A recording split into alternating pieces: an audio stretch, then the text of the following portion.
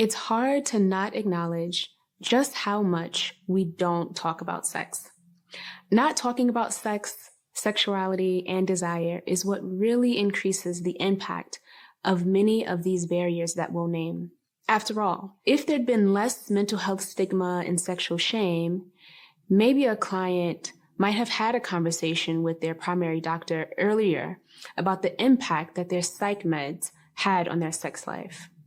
Or if they weren't raised learning that talking about sex was a taboo, then they could have told their partner about their fantasies. And if erotophobia wasn't present, maybe they would have learned more about sexual pleasure and consent, and not just STI and pregnancy prevention while in school. But alas, there are many factors that create these sexual and erotic blocks, some of which we will be able to address and change, and others we simply have to learn to navigate and minimize. Now we're going to explore personal, interpersonal, and social barriers to accessing sexual desire. Starting with emotional factors, that can look like fluctuations and changes in one's mood that really impacts their ability to access desire. Then we have mental health. This can look like someone with chronic or ongoing depression, or maybe anxiety that is making them second guess themselves, second guess their relationship, even though there may not be signs that feel like it's valid in this particular situation. Biological factors might include things like hormone-related changes that really impact how the body experiences arousal. Then we have skills and confidence. So in our society, we like to believe that sex is this natural thing that we should just know how to do, but actually sex is a skill. However, if we don't feel like we have a lot of skills and that impacts our confidence, then that might be a reason why we're not engaging in sex or we're experiencing a decrease in sexual desire. We also have shame and guilt. Now, this may be shame and guilt related to what we fantasize about, what we enjoy, the type of bodies that turn us on, and somewhere we learned that that was not okay. And we are struggling with how to show up as our authentic sexual self without carrying this guilt and shame. But in the end, what ends up happening is we are not pursuing sex with our partner. Then we have sexual pain. This can occur for a lot of reasons, but most often I see this with folks who have vulvas, and it includes penetrative pain. So if someone is experiencing pain, they may then develop a big anxiety around, is this time going to hurt? Is next time going to hurt? And so they just decide, forget it. I'm not going to pursue, and I'm going to decline sex when my partner offers. Then we also have health and medical concerns. This can look like someone who is struggling with erectile performance. I've also worked with folks who've gone through a cancer diagnosis and how that impacts their sexual response and also their body physically, which makes sex feel a little bit more painful and unpleasant. This can also include cardiovascular concerns that really have an impact on blood flow. And so someone with that concern might also be experiencing struggles with their erections. And then we also have gender and sexual identity. So for someone who is currently navigating, exploring their gender identity outside of what society considers within this binary experience of man, woman, male, female, with that can also come some questions and relationships to their own body that may make them feel like sex is not an option right now.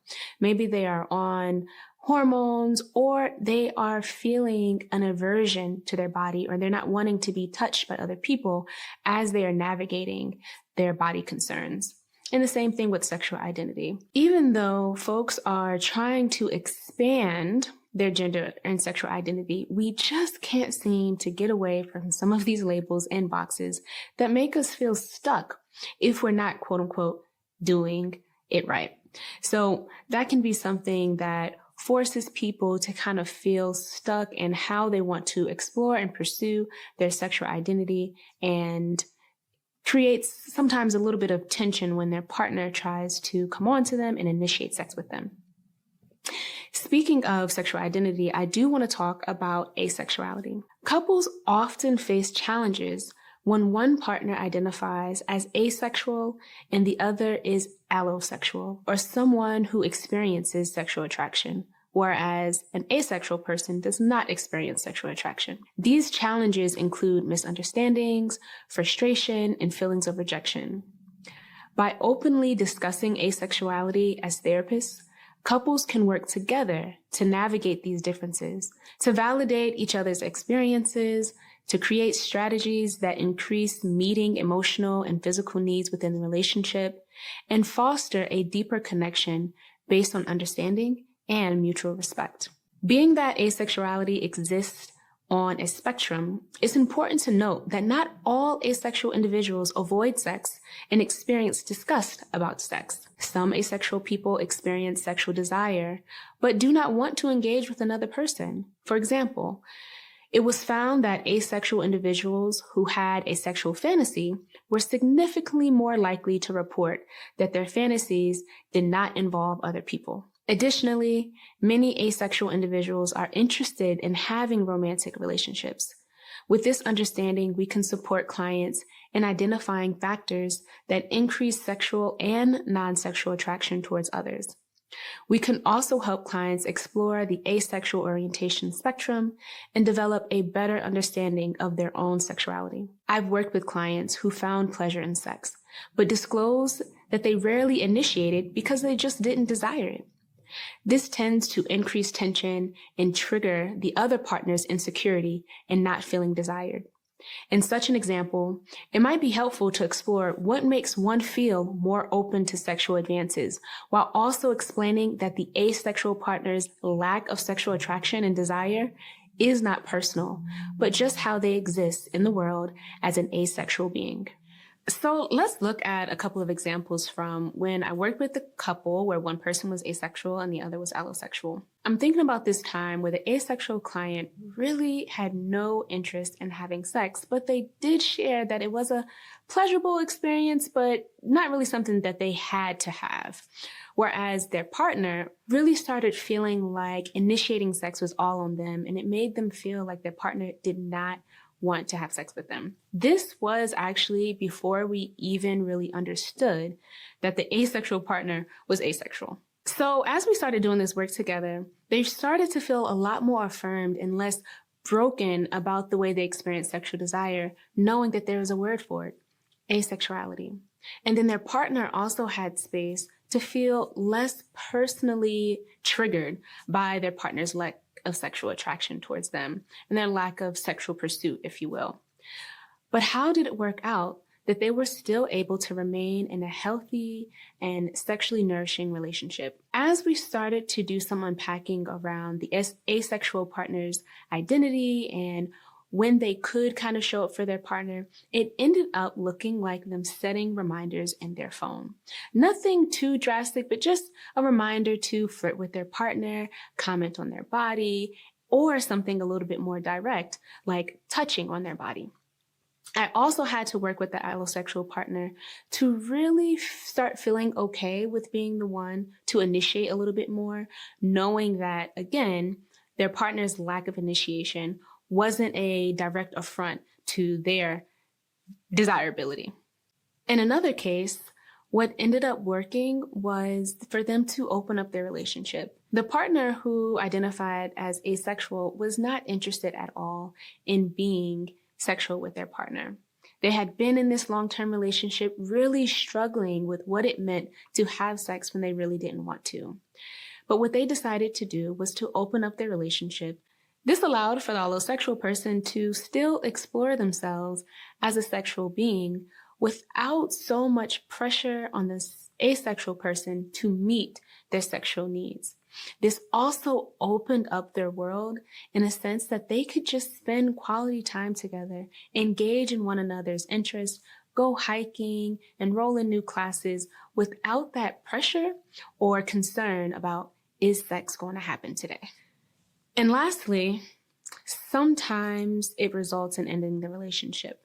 One partner just has no interest in exploring sex, and they also identify as monogamous, and so they are not willing to open up the relationship. But sometimes we kind of create this all or nothing approach to dating where we feel like failures if we have to end a relationship. And that's just not the case, because what these two people learned will last them a lifetime. They learned who they really are, what they want in their relationships, and were able to identify their major deal breakers and boundaries for the future. Continuing with the interpersonal factors, we have relational factors, communication challenges, personal differences, big incompatibilities, children and parenting, emotional labor, and technology use. I do want to take a second to just dive in a little bit more deeply to a few of these. Let's start with relational. Sometimes I have couples come in and they're not having sex, and they just want to figure out all the tips and tricks that they can apply so they can have more sex. But as I start talking to them and getting to know them and learning about their backstory, they have a lot of relationship concerns. Maybe they're not getting along as much. Their communication is really tense, aggressive, and sometimes even violent.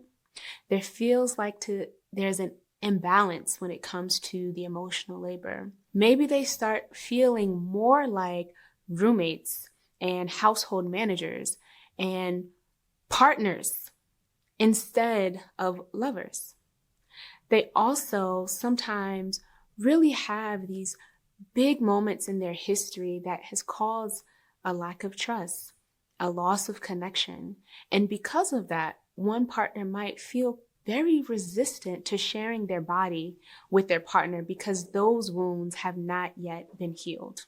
So when we're looking at these interpersonal relationship stressors, it's really important for us as therapists to create a space where we can put this out on the table, really source through the history of how these things came to be, and get the couple to be in more of a didactic relationship where they can talk about these things with less stress, with less blame, and really start to heal and move forward so that they can have the sex that they're saying that they want to have without all of the baggage from the past. With the communication barriers, this often looks like struggles to really understand one another. Oftentimes we talk to get our point across, and we're not really practicing how to listen to one another, how to create this space where we can validate each other's experience without fear of losing ourselves. And so when I'm working with clients who want to have more sex, or they're trying to expand their sexual relationship in some way, what's been happening is that they haven't been hearing one another for a variety of reasons. Maybe they fear that if their partner wants something, then they have to provide it. That usually comes up when we're talking about fantasies. If you tell me that you're dreaming about this or fantasizing about that, does it mean that I have to fulfill that? Or can we just create a space where we can talk about sex for the fun of it? When we're looking at personal differences, this can include how people relate to their sexuality. This also starts to spill a little bit into some of those social factors that we'll talk about in a moment. But these differences really boil down to maybe what time of the day someone may want to have sex. Some of those messages about what sex means or what the purpose of sex is. For example, I work with clients where as soon as I ask, hey, what's the role or purpose of sex? One partner said, to have fun, to explore, to orgasm. And the other partner immediately said, to procreate.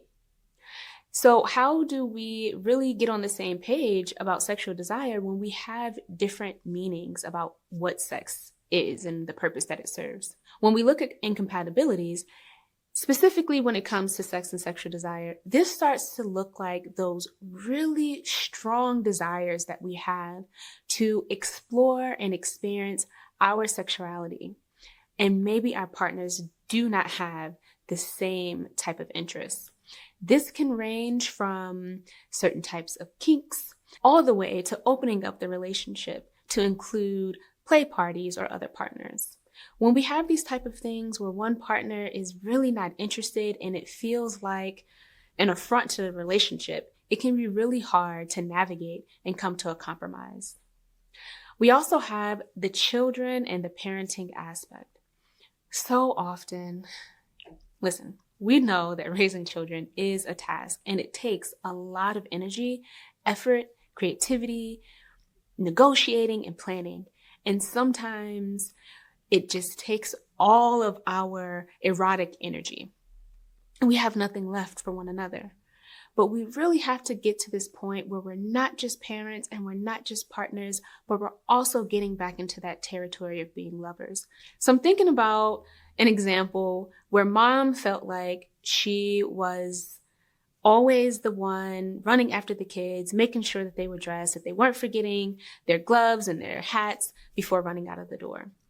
While dad was slowly getting ready for work, packing his bag, and really just able to take care of himself. So what we had to do was, one, bring this to both of their attention, that there seemed to be an imbalance, and them coming together to kind of create a list of how they wanted to get ready in the morning that made sure that everything felt a little bit more equitable for both of them. And the result is there was a lot less resentment and there was more energy. Similarly, we have emotional labor, so another imbalance in the relationship. The difference here is that when a partner feels like they are not emotionally connected to the other, and that is something that they identify as needing before they can feel more open to sex, then we have to address it. It's really hard to feel like I want to have sex with you if when I try to talk about my day or if I'm having some other emotions going on and I cannot come to you with my concerns. I cannot come to you knowing that you'll kiss me on the forehead or tell me it's okay or commiserate with me in whatever it is I'm complaining about. So being able to understand how important it is for one partner to have that emotional soundboard or a place where they can just lay their burdens down really impacts their connection to their partner. And once that starts to work itself out, you can see some shifts in desirability where the partner then feels like, I want to then connect sexually with my partner.